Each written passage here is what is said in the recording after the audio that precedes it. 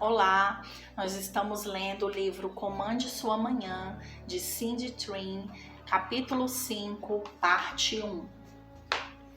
Você pode mudar o curso do seu destino. Mais cedo ou mais tarde, um homem que descobre que ele é o jardineiro mestre de sua alma, o diretor de sua vida, James Allen. Como aprendemos em Hebreus 11:3, qualquer coisa que você seja capaz de ver foi feita daquela que não é vista. Este é um conceito fascinante e é o que faz as verdades bíblicas sobre a realidade espiritual tão fascinantes. Não há nada que exista hoje que não tenha existido sempre. Tudo o que você consegue experimentar com seus 5 sentidos foi gerado na atmosfera espiritual. Se fez manifesto pelo poder de Deus, e é este mesmo poder que trabalha dentro e através de você. Digo, se fez manifesto, porque é como a criação funciona. Sabendo que existe uma causa para cada efeito, nós conhecemos algo que é porque foi criado. Sem que uma coisa seja concebida na mente e falada, sem chamar as coisas que não são como se já fossem, Romanos 4,17, nada que existe existiria. Isso pode parecer místico e nova era, mas o princípio da estrutura do pensamento e da palavra é encontrado do primeiro livro da Bíblia ao último. É a história da criação. Não é um novo céu ou um novo mundo que está por vir. Deus colocou o mundo em movimento, mudando sua intenção, concentrando-se em seus pensamentos e controlando suas palavras.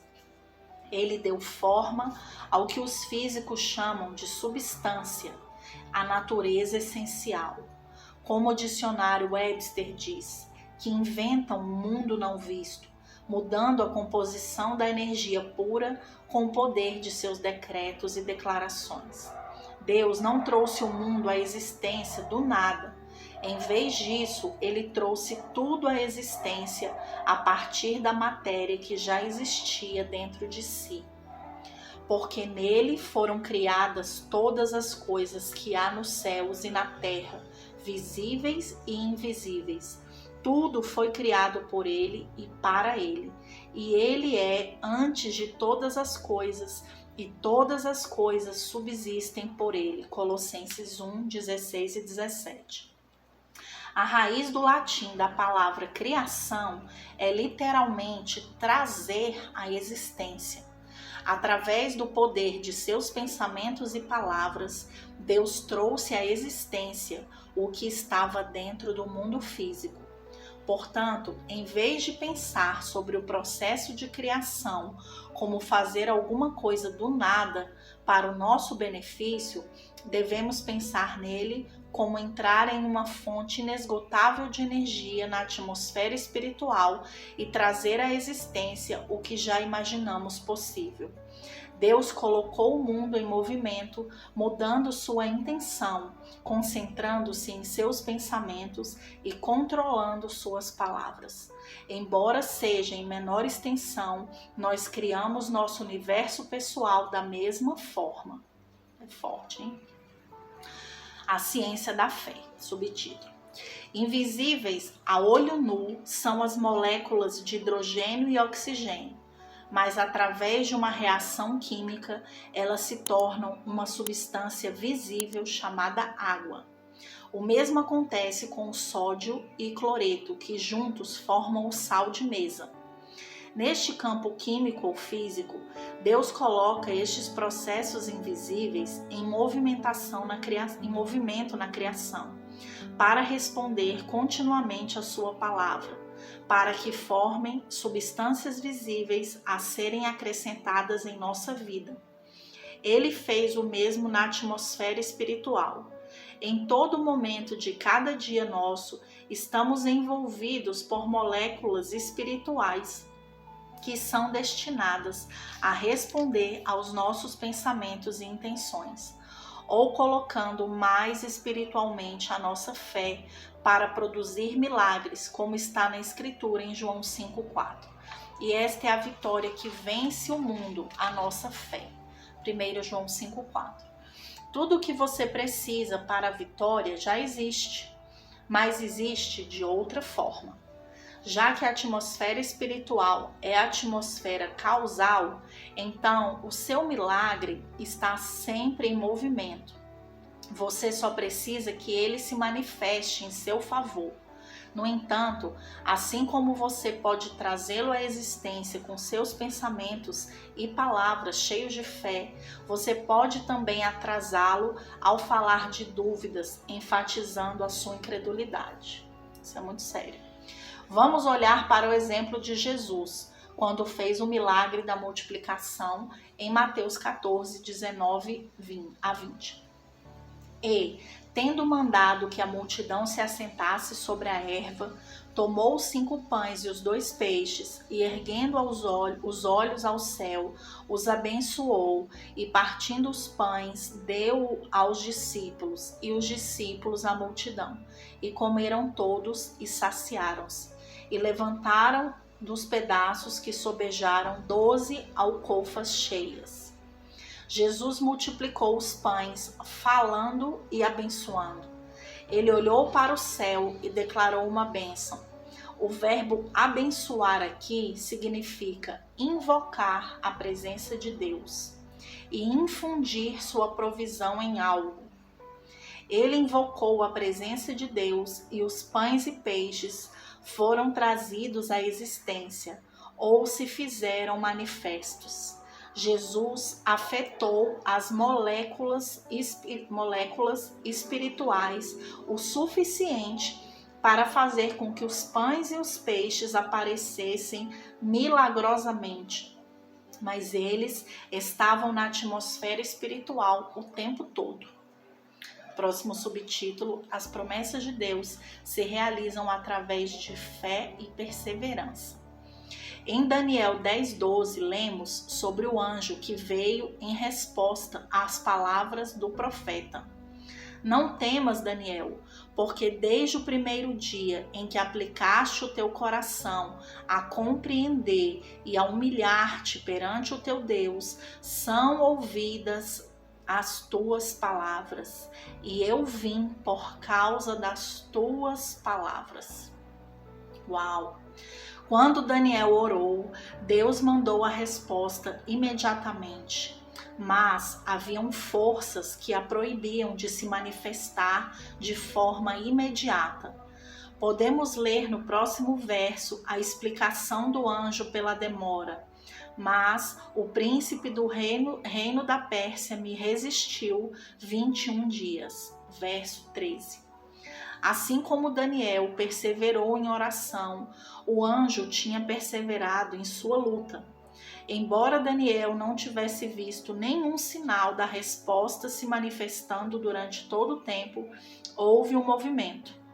Finalmente, a resposta veio porque Daniel nunca parou de orar e decretar. A resposta se manifestou porque Daniel permaneceu firme em sua fé e em sua confissão. Lembre-se, sempre existem forças trabalhando para proibir que a sua resposta se manifeste.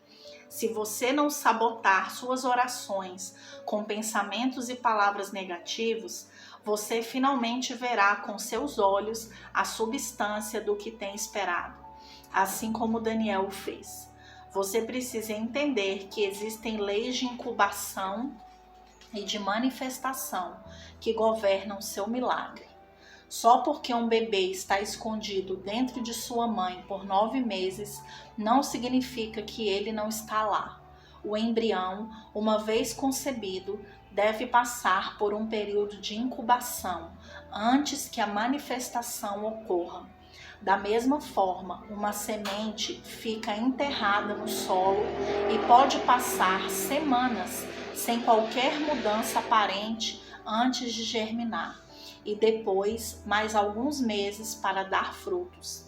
Tantas vezes nós declaramos algo e depois perdemos a paciência, porque não surge como pipoca no micro-ondas. Precisamos entender que quando ela não acontece imediatamente, nós podemos desfazer o que colocamos em movimento se escolhermos dizer palavras de desencorajamento em vez de palavras cheias de fé. Só porque não vemos algo acontecer em certo período de tempo, não significa que nunca vai acontecer ou que não é da vontade de Deus. Lembra-se de como Josué disse uma palavra e foram necessários 600 anos até que aquela palavra em especial fosse manifestada? Às vezes leva tempo. Nós precisamos acreditar e falar como se fosse acontecer hoje, mas permanecer fortes e ficar firmes em nossa fé, mesmo que leve décadas. As palavras não desaparecem assim que são lançadas na atmosfera. Elas permanecem latentes lá, incubadas até o tempo de dar frutos. Pode ser que elas sejam ativadas por outro alguém que vai gerar um catalisador na atmosfera espiritual para que aquilo que você esteja esperando aconteça. Pode ser que haja forças opostas que exijam a sua perseverança, como aconteceu no caso de Daniel. Pode ser que haja inúmeras coisas atrasando o que Deus quer para você. Mas Ele simplificou, independente do porquê, você precisa manter seus pensamentos, suas palavras e sua fé alinhados com o que você está esperando e depois confiar que Deus cuidará do restante. Aleluia. Muitas pessoas liberam palavras sem o menor cuidado na atmosfera e não conseguem entender porque a vida que Deus prometeu a elas não está acontecendo da forma que esperavam. A Escritura nos revelou que todas as coisas no universo têm de se ajustar para acomodar as nossas palavras, boas ou más, intencionais ou não. Provérbios 13, 33, Provérbios 18, 21, Provérbios 21, 23. É por isso que lemos em Mateus 12, 36, que cada palavra inativa, palavra sem serviços espirituais, será levada a julgamento. Você será responsável por cada palavra cheia de fé. Agora, próximo subtítulo, o poder da permissão proativa. Quando Deus fez a declaração, haja luz, Ele estava dizendo na verdade, eu permito que a luz exista. Ele estava dando à luz força para existir no espírito, permissão para se manifestar no mundo físico. Nós precisamos entender que existem forças espirituais que tentam proibir, trabalhando, capazes de evitar que as coisas aconteçam. Existem anjos caídos que provocam diferenças entre o que Deus propôs originalmente em oposição ao que Deus quer para a sua vida. Eles operam de forma similar aos anjos celestiais encarregados de trazer a manifestação para suas orações, só que da forma contrária. De acordo com a Escritura, forças demoníacas eram anjos aos quais foram dadas as mesmas tarefas de responder aos comandos de voz, mas quando eles caíram do céu, sua missão se perverteu. Então, em vez de trazer as respostas, eles impedem que as mesmas se manifestem. Sua fé atrai a atenção dos anjos do céu para trabalhar em seu favor, enquanto seus medos invocam os demônios do inferno para trabalharem contra você. Suas palavras tornam-se um imã que atrai o céu ou o inferno para sua situação. Procure se lembrar sempre que nenhuma força é mais poderosa que a palavra de Deus. A Bíblia diz que o poder da vida e da morte está em sua língua, Provérbios 18, 21. É a palavra de Deus que sai de sua boca que atrai todos os recursos do céu para a sua situação. Ver Mateus 18, 18.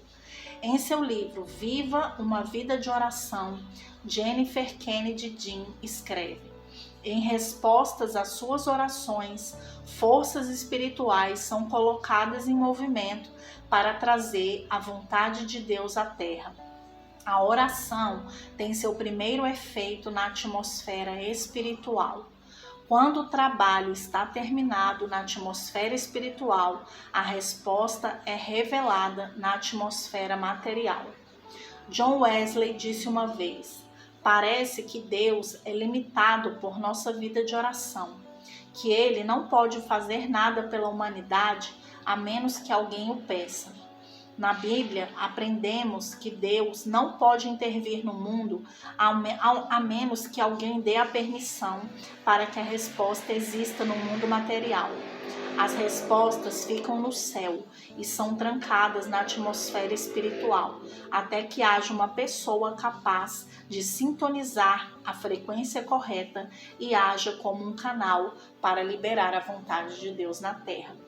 Terminamos aqui a parte 1 do capítulo 5, página 92, e vamos para a parte 2 do capítulo 5. Deus abençoe a sua vida.